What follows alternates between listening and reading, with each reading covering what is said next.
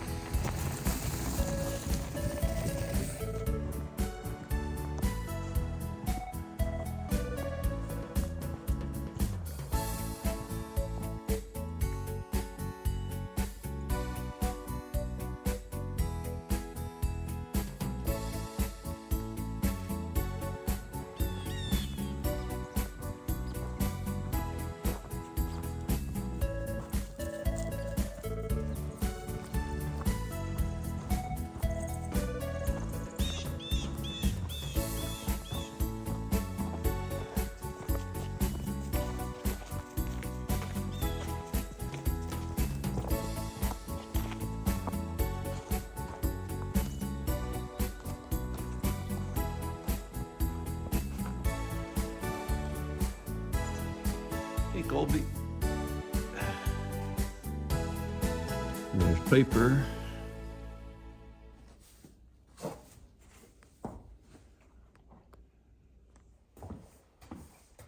Okay, Colby, you ready to come out?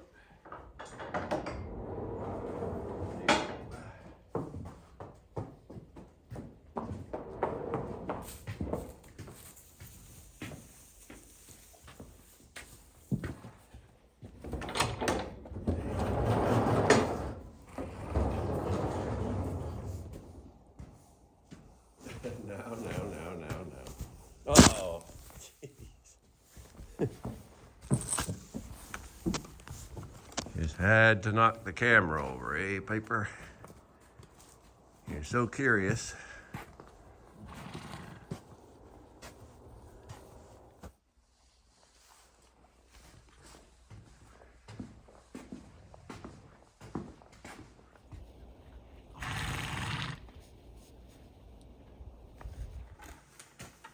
So today I'll put out some cracked corn. I just put out a little bit on the ground for the ground feeding birds. I won't be putting out this much that I'm scooping in the pail. I'm just getting more out. But you don't want to put too much of this out and have the deer feeding on it at night. It's bad for their digestion. It can actually kill them if they eat too much of this. Their digestive system isn't adapted to eating this corn at this time of year, so they have difficulty digesting it, and that can actually form a big ball in their intestines and kill them. So I just put out a little bit of cracked corn for the birds to feed through the day, and most of that's gone by the evening, which is typically when the deer come out. but there's usually a little bit left for the rabbits and things like that to eat. In addition to that cracked corn, which I just put out every few days or so, I also put out black oil sunflower seeds. This is sort of the standard mainstay of bird feeding, black oil sunflower seeds. A lot of different birds like them: chickadees, blue jays, woodpeckers, nuthatches, all kinds of birds. Finches feed on them, and they're very nutritious for the birds. So I put those both on the ground for the ground feeding birds that feel more comfortable on the ground, as well as in some of the feeders.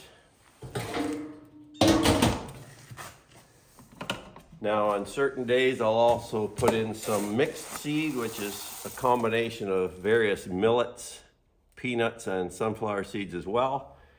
And that's very much liked by the ground feeding birds, small sparrows and juncos and mourning doves. So they like the smaller seeds, like the millets. Goldfinches also will eat those, and various other finches. And I just mix that together, and that will go both on the ground and in the feeders. So this is the main ground feeding area I have. It's under these dense forsythia bushes. Sometimes I'll go in with a long broom and sweep out the snow. There's not much snow there now, and what there is packed down by the birds, so I'm just going to leave it. Apparently most of this snow is going to melt in a few days anyhow, so I'm not going to worry about it. So I sprinkle the corn in first, just get a bit of that around.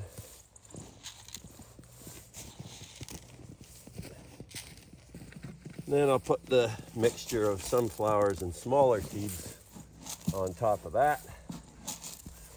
I put the corn in first just because it has a bit of powder on it, and I prefer not to get it on the other seeds. Might be getting a bit carried away there, but so this feeder here, beside the forsythias, I'll put that mixture of seeds in, the black oil sunflower seeds and the millets and whatnot. I'll put about 4 or 5 handfuls in here.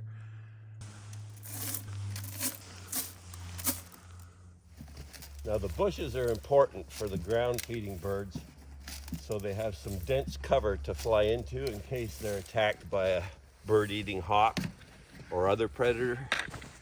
I like to give them a fair chance.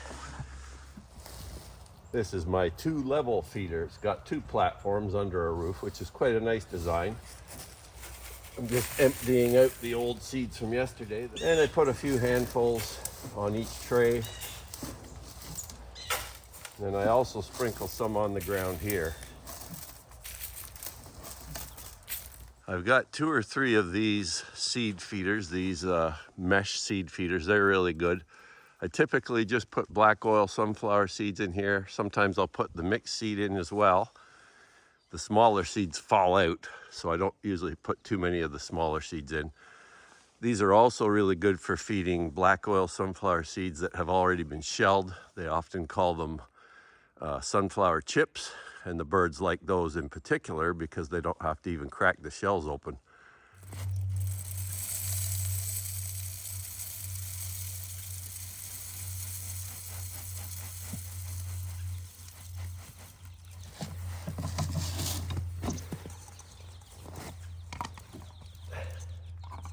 Cap just twists on, nice easy thing to do, and just hang it up. There you go, filled for a few more days now. I got this feeder hanging from a red oak tree out the south side of our house, and I put a few handfuls of sunflowers or mixed seed in this as well.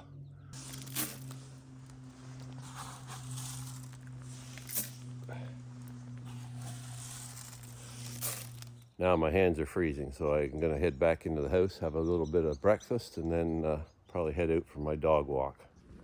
Well, it's about 9:30 now, and we're out doing our morning dog walk around the property.